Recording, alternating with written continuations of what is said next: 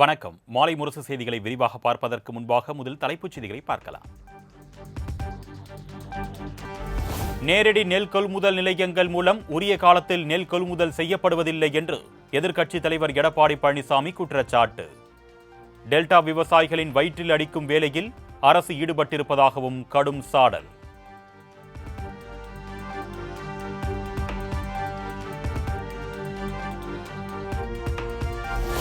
தமிழ்நாடு அரசின் நடவடிக்கைகளால் 2025 குறுவை பருவத்தில் 6,13,000 ஏக்கரில் நெல் சாகுபடி. 2024ஆம் ஆண்டை விட 2,25,000 ஏக்கர் அதிகம் என்று அமைச்சர் MRK பன்னீர்செல்வம் தகவல்.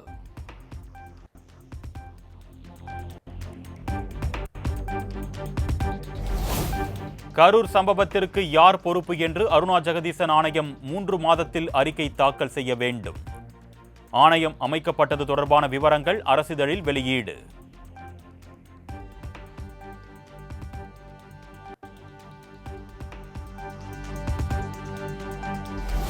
கரூர் துயரம் தொடர்பாக வேலுச்சாமிபுரத்தில் 3வது நாளாக சிறப்பு புலனாய்வு குழு ஆய்வு. IG அஸ்ரா கார்க் தலைமையிலான குழுவினர் நேரில் விசாரணை.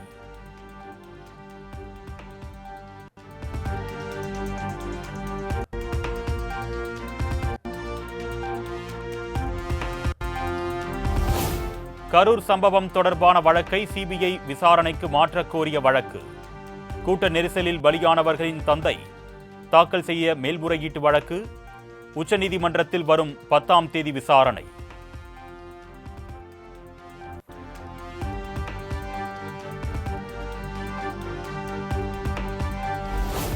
அரசு கலை மற்றும் அறிவியல் கல்லூரிகளில் 2708 உதவி பேராசிரியர்கள் நிரந்தரமாக நிரப்பப்படுவார்கள். உயர்கல்வித்துறை அமைச்சர் கோபி செழியன் அறிவிப்பு.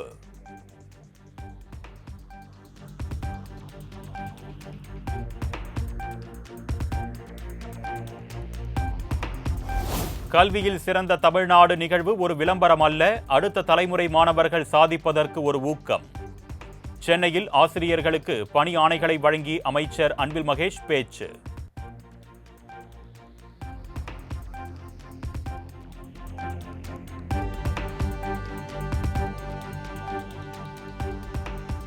குரூப் 2, 2A முதல்நிலை தேர்வுக்கான உத்தேச விடைகளை வெளியிட்டது TNPSC. உத்தேச விடைகள் வெளியிடப்பட்ட 7 நாட்களுக்குள் முறையீடு செய்ய அனுமதி.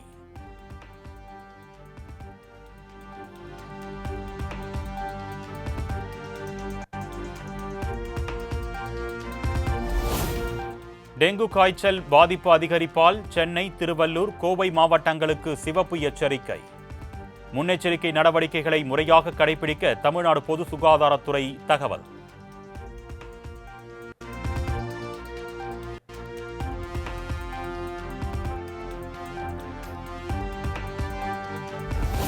மருத்துவமனைக்கு சிகிச்சை பெற வரும் நோயாளிகள் இனி மருத்துவ பயனாளிகள் என்று அழைக்கப்படுவார்கள். முதலமைச்சரின் அறிவுறுத்தலின்படி தமிழ்நாடு அரசு அரசாணை வெளியீடு.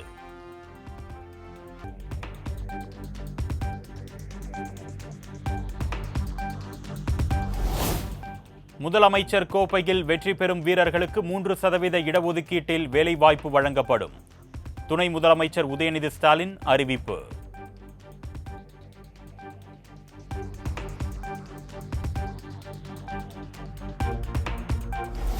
சட்டவிரோத பண பரிமாற்ற வழக்கில் சாட்சி விசாரணையை தள்ளி வைக்க கோரி செந்தில் பாலாஜி தரப்பு தாக்கல் செய்த மனு.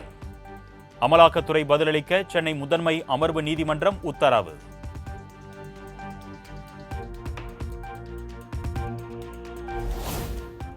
சென்னை அப்போலோ மருத்துவமனையில் சிகிச்சை பெற்று வந்த பாமக நிறுவனர் டாக்டர் ராமதாஸ் டிஸ்சார்ஜ். எனக்கு ஓய்வே கிடையாது என்று ராமதாஸ் பேட்டி.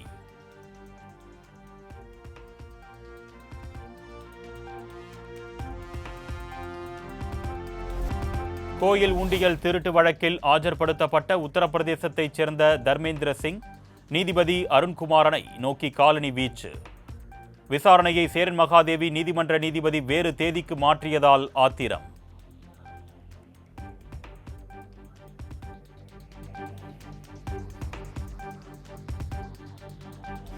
டிஎஸ்பியை கைது செய்ய உத்தரவு பிறப்பித்த காஞ்சிபுரம் மாவட்ட நீதிபதி செம்மல் பணியிட மாற்றம். அரியலூர் மாவட்ட லோக் அதாலத் நீதிபதியாக மாற்றி சென்னை உயர்நீதிமன்ற தலைமை பதிவாளர் அல்லி உத்தரவு.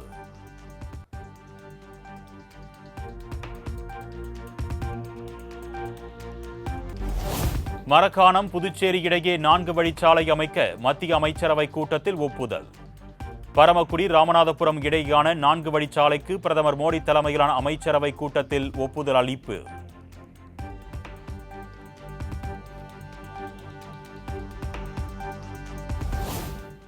சென்னை மெட்ரோ 2 உட்பட முக்கிய நகரங்களில் நடைபெறும் மெட்ரோ ரயில் திட்டங்களுக்கு நிதி ஒதுக்கீடு. டெல்லியில் பிரதமர் மோடி தலைமையில் நடைபெற்ற மத்திய அமைச்சரவை கூட்டத்தில் ஒப்புதல்.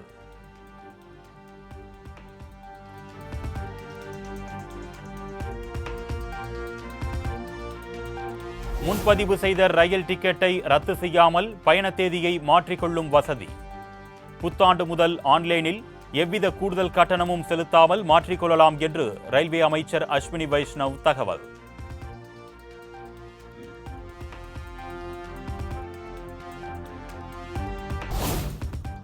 நிதி தொழில்நுட்ப நிறுவனங்கள் எண்ணிக்கையில் இந்தியா 3வது இடத்தில் உள்ளதாக மத்திய நிதியமைச்சர் நிர்மலா சீதாராமன் பெருமிதம். ஏஐ தொழில்நுட்பத்தை குற்றவாளிகள் தவறாக பயன்படுத்துவதை தடுக்க வேண்டும் என்றும் வலியுறுத்தல்.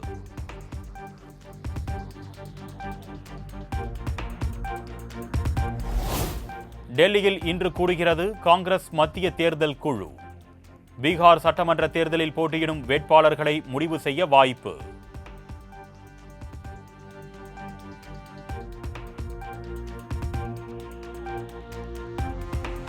எஸ்ஐஆர் நடவடிக்கையில் நீக்கப்பட்டவர்கள் விவரங்களை தேர்தல் ஆணையம் வெளியிட வேண்டும் என்று உச்சநீதிமன்றம் கருத்து. தேர்தல் ஒரு ஜனநாயக நடவடிக்கை என்பதால் குழப்பம் எதுவும் இல்லை என்பதை ஆணையம் தெளிவுபடுத்த வேண்டும் என்றும் அறிவுறுத்தல்.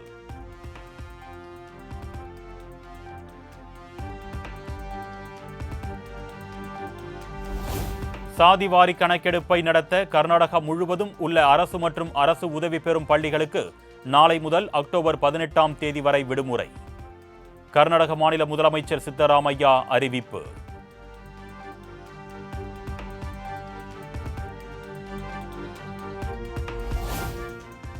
டெல்லியில் பல்வேறு பகுதிகளில் கொட்டி தீர்த்த கனமழை.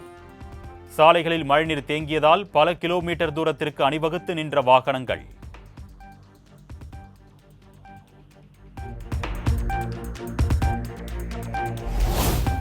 ஹரியானா மாநிலம் குருகிராமில் பலத்த காற்றுடன் பெய்த கனமழை. சாலைகளில் முழங்கால் அளவிற்கு மழைநீர் தேங்கியதால் வாகன ஓட்டிகள் கடும் சிரமம்.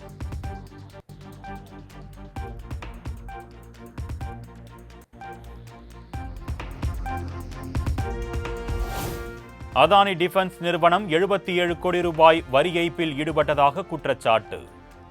இறக்குமதி விதிமீறல் தொடர்பாக வருவாய் புலனாய்வு இயக்குநரகம் விசாரணை.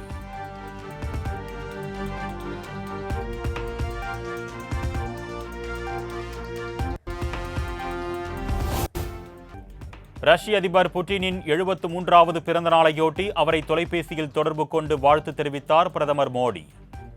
இந்தியா ரஷ்யா இடையிலான சிறப்புமிக்க உறவை மேலும் வலுப்படுத்த இரு தலைவர்களும் மீண்டும் உறுதி.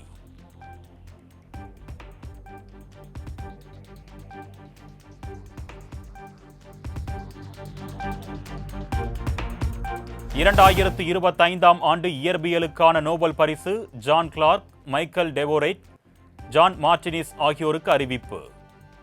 குவாண்டம் கணினி சிப் தொடர்பான கண்டுபிடிப்புக்காக அங்கீகாரம்.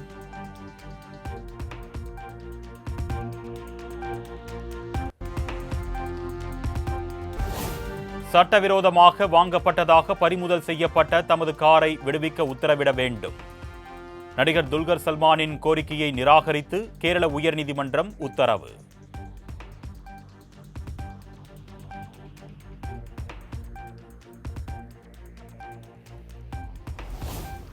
மகளிர் உலகக்கோப்பை கிரிக்கெட் போட்டியில் இங்கிலாந்து அணி வெற்றி. 4 விக்கெட்டுகள் வித்தியாசத்தில் வங்கதேச அணியை வீழ்த்தி அசத்தல்.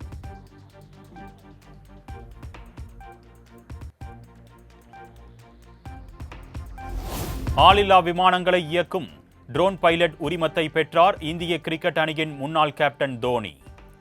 சென்னையில் உள்ள கருடா ஏரோஸ்பேஸ் நிறுவனத்தின் விளம்பர தூதுவராகவும் முதலீட்டாளராகவும் உள்ள தோனி அங்கேயே பயிற்சி பெற்றதாக தகவல்.